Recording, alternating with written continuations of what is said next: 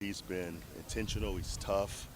He gives us size on the edge, and obviously he's a finisher. You have a bunch of young guys who can rush the passer, who can get there, who can't finish, but he's a finisher. He's a great worker. He plays good teams for us, so he's a perfect fourth backer for us in that room. To set the franchise record in team sacks this year Yeah, in the NBA, what does it mean for you and just the team as a whole? it's cool. Obviously, it's this place has played great defense for a long time. I told the guys, I said, look, it's been a lot of great rushers that's come through this organization. So to be the number one unit who's got the 58 sacks here, that's special. Obviously, our goal is to win games and to go to the playoffs, move on from there. But it's always special to have certain things happen during the year. It kind of speaks to things changing, right? When milestones are hit, things are changing. It's fun to watch Nick be a Pro Bowler. You know, he was a young guy last year with great talent you know, who wasn't this last year. So he's that now, and that's even more fun for me to watch guys improve and become Pro Bowlers. There's a lot of guys who are starters in the Pro Bowl, so Sure, too. sure. How cool is that? That's really cool. Again, it speaks to good work. It speaks to progress. And the more you win, the more guys that get recognized. We have more guys who've played well this year that won't get recognized this year, but maybe next year. So it just speaks to improvement. It speaks to progress, and his team's on the right track. Sertan stepped to this week about how Chiefs are sitting a lot of their Right. top players. Of course. How do you handle that or get your team to Well, focus? well, I think Coach Payton has set a culture of every game's important, Mike. Right? We are playing the 15-1 Chiefs, so for us, I mean, this is the biggest game of the year. We don't worry about who's going to play for those guys, right? On defense, I'm game planning to beat the Chiefs, right? I'm watching the formations, I'm watching the plays, I'm watching down the distance. No different than if it was Week 10, right? So, we get it, right? We all get it, but we are playing the Chiefs, and it's time to play our best football. That's our focus. It's not who's playing for the Chiefs. It's about us. And Wentz is no slouch. He is not. I mean, he's a high pick for a reason. He's been a winner. He is super talented, so we have to respect this guy, right? I mean, he is the trend in the league right now is, these quarterbacks are making resurgence. So I mean, he wants that too. Why not? So he's gonna play his best football also. So we are looking forward to getting their best shot. And we're game planning that way. We're practicing that way, and it's going to be hard on Sunday. It won't be easy. What's the message to them, Red Moss, after going back out there and getting Joe Burrow going after him? What's the message? The message is your NFL corner. That's going to happen, right? I mean, he's competing. He's there. It was his first game back. I have to help him more, but that's the league, and that's the league playing opposite of Pat Surtain, right? And Riley is so competitive. He's so driven, right? He wants the challenge. So it was no message for Riley Moss. I mean, he knows that the standard, we have for him. It's his first game back. He's going to play better. I'm going to help him play better, and that's the story.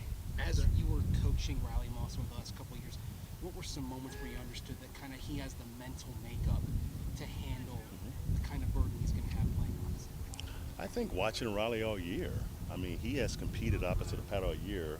And in this league, every team has 2 or 3 receivers. So Riley's been attacked all year, right? So and he competes every down. And when something doesn't go his way, he bounces back the quickest. I mean, he's the toughest guy on our defense. Right? He's a great tackler. He competes. He's long. He's going to have a great career, right? That happens to all corners. That group last week was a special group. The quarterback threw him open a bunch of times, but he was there. He was competing. And look, he'll get better from it. Coach, as you hope a few more for Vance, as you hope we get ready for the postseason. Sure. How do these games against Herbert, Burrow, Mahomes going to help prepare the defense It's for what they'll face in the playoffs? it's so huge for our team, Going back to the game against the Chargers on Thursday, man, that was a big game against the Chargers, right? Last week was another big game. So the more you play in these games, the better guys are going to play, The more relaxed guys are going to be. We'll coach them better in those games, but you have to get used to playing games of importance, right? Controlling your nerves, playing your best ball when it's called upon. So that's a learned behavior, and thus far we're getting better each week. Vance, you talked about guys making jumps like Sure. Nick. What about Surtain?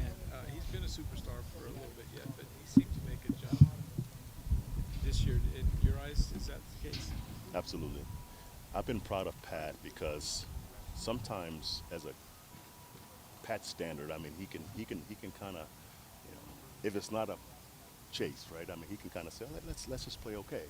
But this year he hadn't done that. I mean, every game it's been focused on playing his best ball, you know. So whoever he went against this year, man, he was trying to dominate that player. You know, he is super focused on being the best every week, you know. And if one ball is caught, he's upset. So that's what I love about Pat. BJ, what have you kind of learned in your time in the league about maybe quarterbacks getting a second chance in a new system with a different guy running it, like Carson with Andy? I think when you draft these quarterbacks, you know, top 5, top 10, I mean, the talent's obviously there, right? For most young quarterbacks, it's system, it's support system, right? It's protection, right? And, you know, sometimes guys come into the league and they're drafted top 10. It's probably the team's probably not very good, you know. So that's common sense. But you know, when guys have a chance to sit back and watch and learn the game and get to a better system, you know, with better teammates, you know, and better coaching, they drive, you know. And you know, you've seen Gino this year, you know, Sam's doing that in Minnesota. So it's been the same history in this league for a long time. So the talent is there, but the coaching, the support system, the structure has to be there also for young quarterbacks. 3 touchdowns on consecutive drives, and then also some of the stretches of 3 and outs. A lot of times when you look at the differences that come down, the first down and efficiency, little details, how do you kind of see the barrier between those kind of stretches? Yeah, I mean, obviously you wish you were, you know, scoring every single drive, and, you know, every drive's a different story. You know, it's not easy to put your finger on one thing. You know, it's like you said, you know, first down, you don't gain any yards. Now you're off schedule, and you know, you don't get that third down. So, you know, I think as time goes on, we're just going to be able to eliminate some of those dead periods in the offense. But, you know, it's encouraging, you know, when you see some of those stretches where we're being more consistent. So it's just, you know, execution, time on task, and just getting better. You have a chance to make the postseason and maybe make a run, because obviously it's not easy to do in this league. No, it's, you know, we were looking around the room, and you think of like Garrett Bowles and Cortland, you know, guys that have been here and haven't made it to the postseason. And then you got young guys who don't know any better. They think maybe this opportunity comes around every year. So just, you know, having those guys understand that, you know, you don't get second chances. And so when you have this opportunity, you got to grasp it and go make it happen. So it's, you definitely feel a sense of urgency in a game like this, you know, how important it is. You know, imagine what you're going to feel like if you can't get this win, and we're having our exit interviews. So there's definitely a sense of urgency. A lot of veteran guys that have been in the postseason earlier in their career say, "Man, I didn't really appreciate when I was younger." For sure. Is that something you can impart, or do you really have to sort of experience before you? No, really... you definitely talk about it, whether it hits their brains the way you're hoping it does. You know, you never know, but you know, it's a short career for players, and you know, this is I don't know if it's my 18th or 19th year, whatever. And you know, it stinks when you're sitting at home that first week of the postseason. So, you know, hopefully these guys understand that these opportunities don't come around. They don't have as long a career as coaches do, and you know, even for us, it's, you know, you want to make it work every single year. So I think they understand that. When you look at the film, what do you like about what Jalil's put together the last few weeks? Yeah, I think you know, he's fast. He's got good vision, and he's been taking advantage of his opportunities. And you know, he sets up his blocks well for his O-line. And I think it's stuff he's been doing since he's been here. And he's just been getting the touches and making it work. So, you know, we're excited about him. You've talked about him not being probably a 20 carry per game guy, but does he ever knock on the door saying, you know? No, I don't. I mean, not to me. You know, I'm sure he wants his opportunities, and you know, we're going to continue to give them to him. With Marvin, obviously he's made big plays recently. What's gone into just? I mean, you sort of said you thought it was coming for him. Do you think that's some of the running back stuff? Yeah, I think that helps a lot. You know, it's easier to get him the ball in those situations. You know, handing him the ball, obviously, you know he's going to get the ball. You know, when you call some of those shots, like the one the couple he scored on. You know, there's a lot going on the defense that tells the quarterback where to throw the ball. And so, you know, probably every game he's been with us, I'm sure we've called those plays, or certainly had them in the game plan. And, you know, you hope you call it at the right time where the defense is set up in a way where you can launch the ball to them. And So it's a lot of variables that go in whether the ball goes down the field to a receiver. And lately it's been working in our favor. But to your point, getting him in the backfield, throwing him swing screens, handing him the ball, those are times where you can guarantee that he gets the ball, and he's made the most of those opportunities. I think we've done a better job of designing those into the offense for him. Were you disappointed Quinn Miners didn't make the Pro Bowl? Oh, I mean, I think he deserves it. I don't pay a whole lot of attention to that, but we think he's one of the best guards in the NFL, so we think he deserved it. But his time's coming. Sean always says that a lot of times early in your career, you might get passed over when you deserve it, and then once you've established yourself, maybe later in your career, there's a young Quinn Miners that doesn't get it because the old Quinn Miners did get it, because he's got a reputation. But I think he deserved it.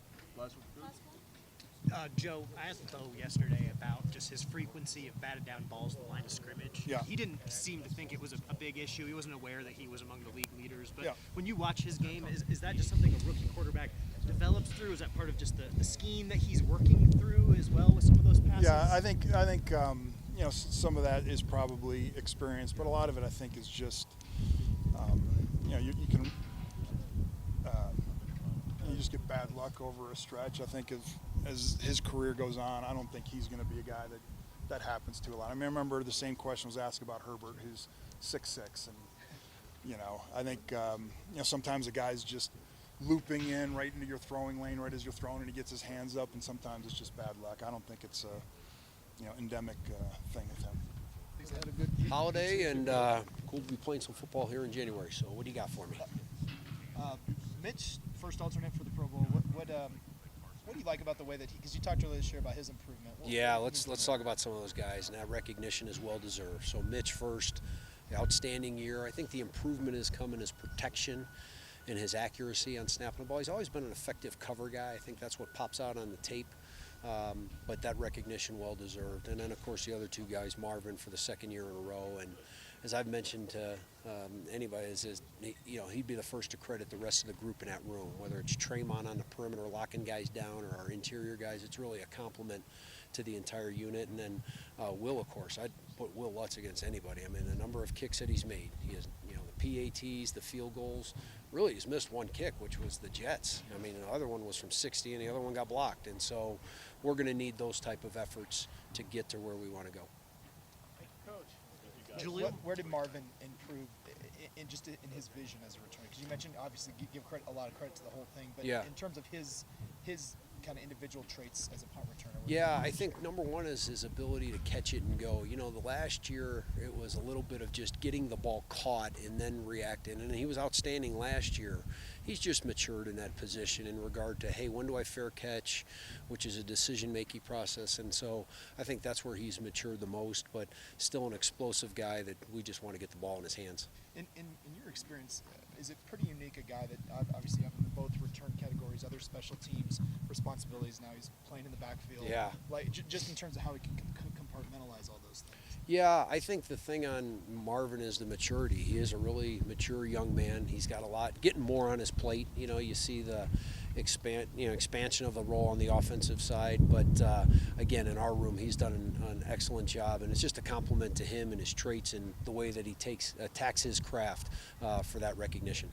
Not a Pro Bowler, but can you speak to the work that JL Skinner's given you this year in special teams, and how special teams work can help maybe a guy take the next step in his career going forward? Yeah, JL has been a huge asset to what we're doing. It's why we're one of the top units in the league, not only in our coverage but the return game. And so when you talk about like what makes a good special teams player, it's not only what comes natural to him, which is covering and tackling, but his ability to block. You think back to a few weeks ago, the one we had against Indianapolis. Not only has blocked 1, 2, 3 guys, he's able to spring that return. And so just that development, just really cool to watch him be a big part of what we're doing.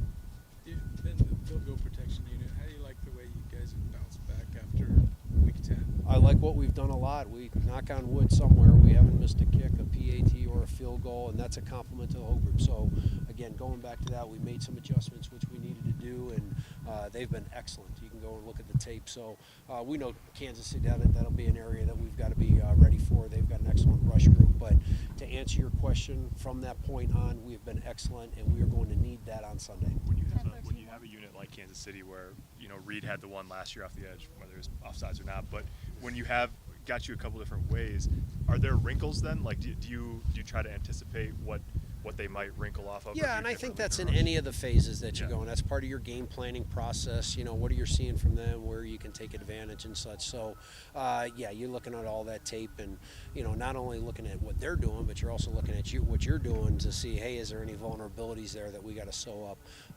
But our guys have done a tremendous job. They've internalized what we're doing, and, you know, if we need to, you know, get a couple of those kicks, we'll be in good shape.